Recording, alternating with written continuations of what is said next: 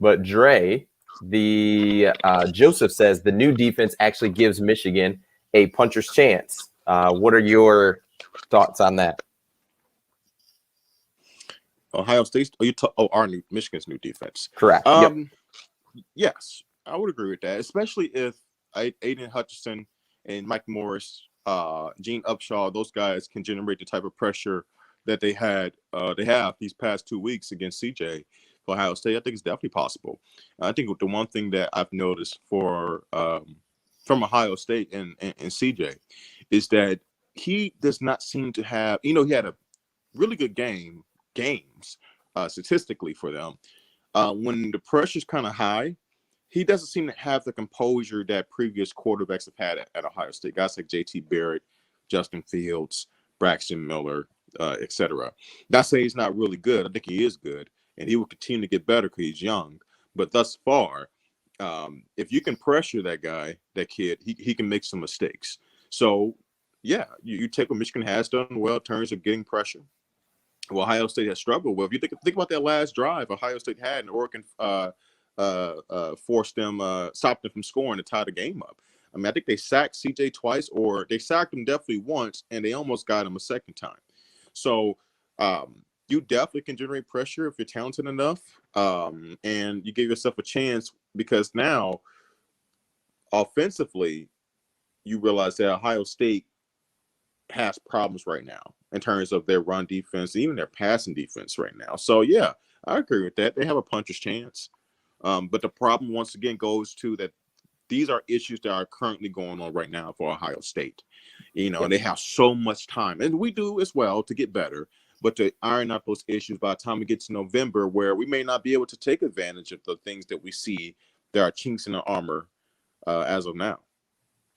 Yeah, and I think, to me, the thing that's not going to change is Aiden Hutchinson's production. Like, I don't think I think he is going to be a force the entire year. Mm-hmm. And when you look at a team like Ohio State, who, at least in the Michigan game, likes to throw the football, that's, pressure on a quarterback, it doesn't matter how good he is. I mean, you look at Tom Brady, when he's pressured, he's not as good.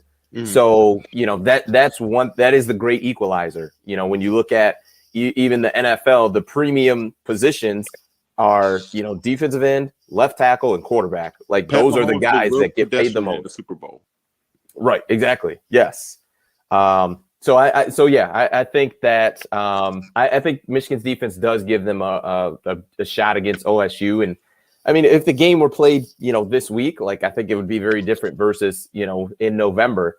And like you said, that's the tough part, is because CJ Stroud is going to get, 9 more games, before he has to line up against Michigan. But if you can get pressure, man, it's a game changer, because you think about strip sacks and things like that. That is a monster swing of just momentum and just the, football games in general, to be able to get, to do that. The last thing, the kind of next thing I wanted to talk about was, do you think Michigan not taking the football away on defense, do you think that could be something to potentially bite them down the road? Not forcing turnovers is what you mean? Mm-hmm. Yeah.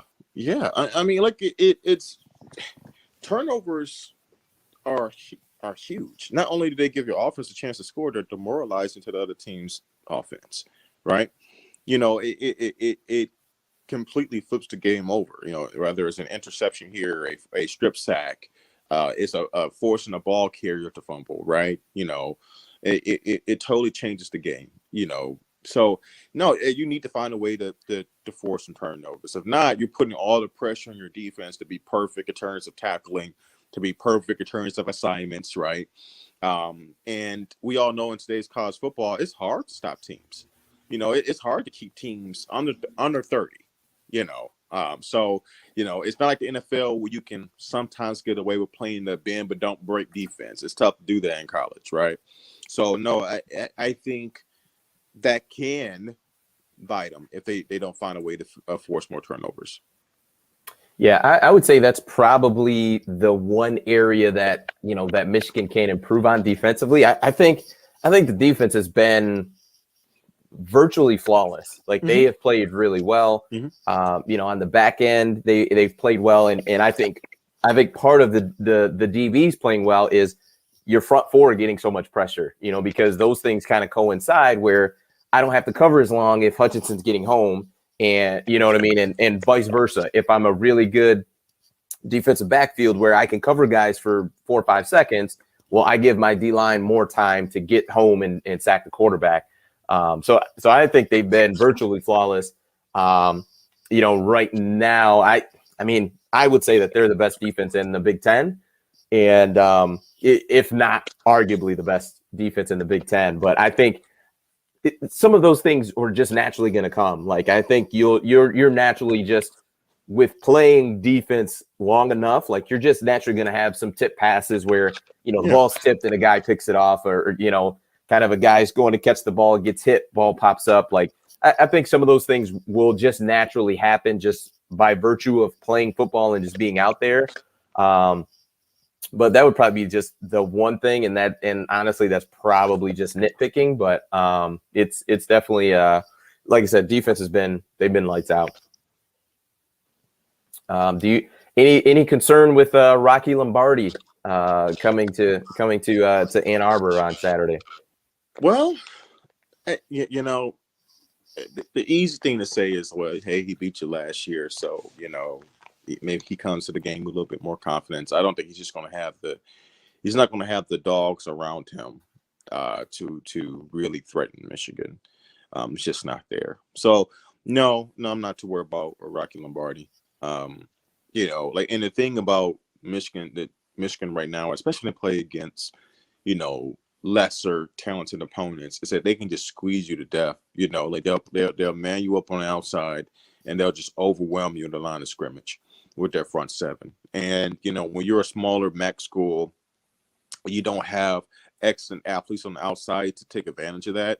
It's just like it's a terrible recipe, and it's just hard to get. Even Western, who started off their first 2 drives doing well, eventually like the defense just clamped down on them. And then I really like, Ellaby, Western Michigan quarterback, he looked way different the rest of that game because he just didn't have the time. He didn't have the time because Aiden and those guys are all in his face. So, and I think Western is a much better offense than NIU. So, no, I'm not too worried about Rocky returning. Yeah, maybe same with thing. MSU would be, but not with NIU. Yeah, and I think too, even with Ellerby, it's easier to make that tough throw with Hutchinson in your face in the first quarter than it is in the second and third when they've consistently been hitting you. Like it starts to wear on you, And I think with Rocky Lombardi, like overall, he's not very careful with the football. Like he turns it over a bit. Like he'll throw some picks, and just takes chances. So I think Michigan will be fine. I think the more we talk about it, I think about it. Unfortunately, it's probably going to be another extremely run heavy 11 pass attempts game because it's because of that same factor. Like if you're just going to squeeze them. Like you're just going to squeeze them to the point that you're forcing them that they have to score again and again. And I just think it'll probably be the Blake Corum, Hassan Haskins show, which so far has been a pretty good movie for the first 2 shows. So it's probably going to be more of the same this weekend. So yeah,